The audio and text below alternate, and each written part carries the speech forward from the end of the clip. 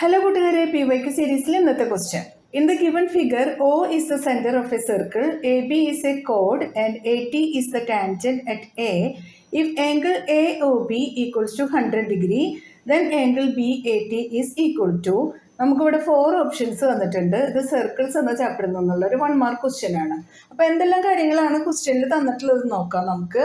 O is the center of the circle, AB is a chord, AT is the tangent at A and angle AOB equals to 100 degree.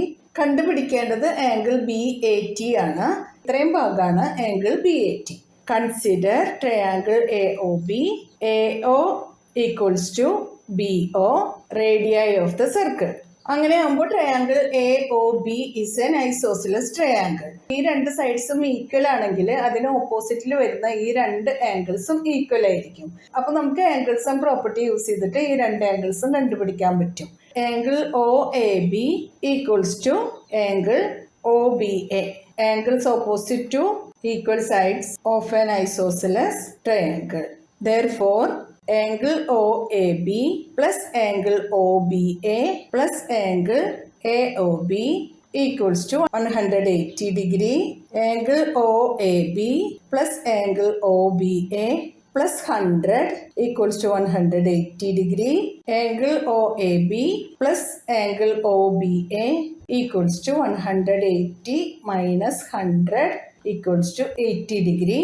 Angle OAB equals to 80 divided by 2 equals to 40 degree. ഈ angle 40 degree എന്ന് കിട്ടിയിട്ടുണ്ട്.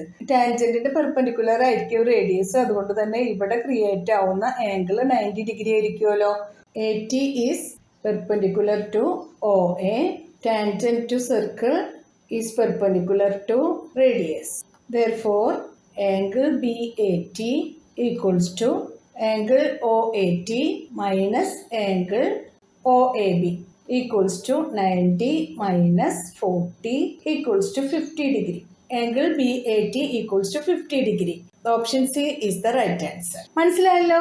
PYQ സീരീസിൽ അടുത്ത question ആയിട്ട് നമുക്ക് നാളെ കാണാം.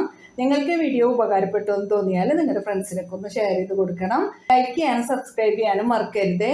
എന്നാൽ ശരി കൂട്ടുകാരെ, താങ്ക് യു, ബൈ ബൈ.